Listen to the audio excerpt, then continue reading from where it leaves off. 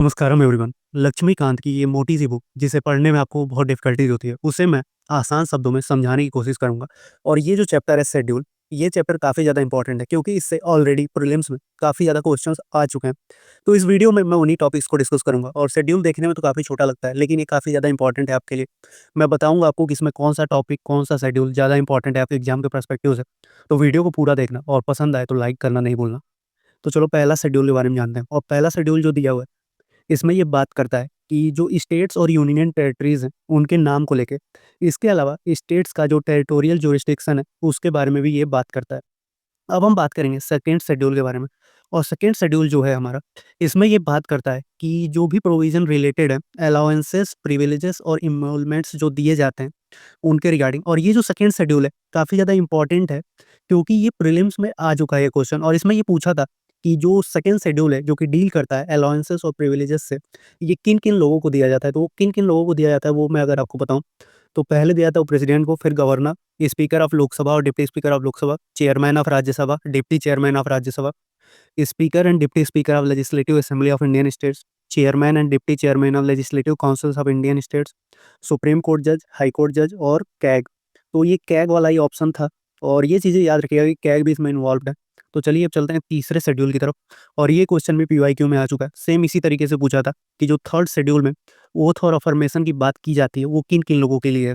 तो वो है आपका यूनियन मिनिस्टर्स के लिए, पार्लियामेंट के इलेक्शन कैंडिडेट्स, एमपीज़ जो हैं उनके लिए, सुप्रीम कोर्ट के जजेस, CAG, state minister, state legislature election candidates, state legislature members और हाई कोर्ट जज।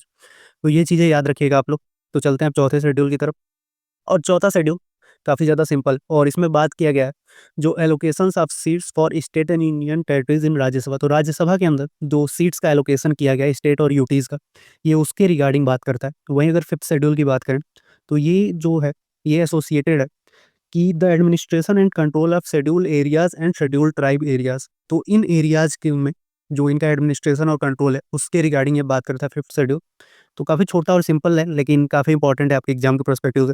तो अब छठे शेड्यूल की अगर हम बात करें, तो छठा शेड्यूल जो है, वो मात्र 4 स्टेट्स से रिलेटेड है और ये क्वेश्चन भी प्रीवियस ईयर में आ चुका है। तो इसमें बात किया है कि it contain the provision in relation to the administration of tribal areas in states of Assam, Meghalaya, Tripura और मिज़ोरम। तो इन जगहों पे एडमिनिस्ट्रेशन के रिगार्डिंग ये चीज़ें हैं। वहीं सेवंथ शेड्यूल, ये भी क्वेश्चन आ चुका है, लेकिन इसमें ये डायरेक्ट नहीं आता, इनडायरेक्टली पूछा था कंकरेंट लिस्ट्स के रिगार्डिंग। तो ये 3 जो लेजिस्लेटिव लिस्ट्स होते हैं, उनके रिगार्डिंग बात करता है, यूनियन और स्टेट और कंकरेंट।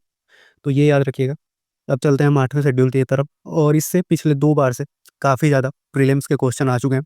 2023-2024 में इससे लगातार क्वेश्चन आ रहे हैं और इससे पहले भी क्वेश्चन्स आए हुए हैं। तो ये 22 ऑफिशियल लैंग्वेजेस इसके के अंदर दिए गए हैं और ये सारे नाम आप पढ़ सकते हैं और लेटेस्ट में कौन-सा नाम ऐड किया गया है, मतलब कौन-सा लैंग्वेज ऐड किया गया है, वो आप कमेंट सेक्शन में मुझे बताएँगे। तो चलिए अब चलते हैं 9वें शेड्यूल की तरफ और 9वां शेड्यूल जो है, ये हमारे ओरिजिनल जो कॉन्स्टिट्यूशन है उसके अंदर नहीं था। टोटल 8 ही शेड्यूल थे जब हमारा कॉन्स्टिट्यूशन बना था।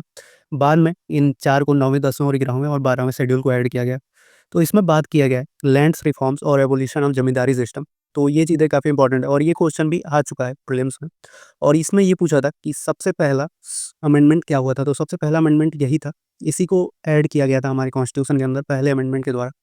तो अब चलते हैं हम 10वें हमारे शेड्यूल की तरफ और इसमें जो बात किया है, वो बात किया एंटी डिफेक्शन लॉ के अंदर जो लाया गया था 52वें कॉन्स्टिट्यूशनल अमेंडमेंट के द्वारा, जो 1985 में किया गया था और इसके ऊपर मैंने एक वीडियो भी बनाई हुई है, आप वो देख सकते हो।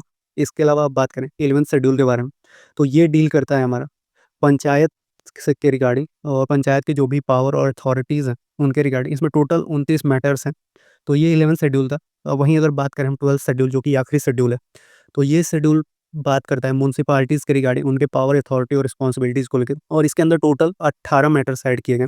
ये ऐड किया गया था हमारे कॉन्स्टिट्यूशन के अंदर 74वें अमेंडमेंट एक्ट 1992 के द्वारा। वही पंचायत जो था, वो 73वें अमेंडमेंट एक्ट 1992 के द्वारा ऐड किया गया था शेड्यूल के अंदर।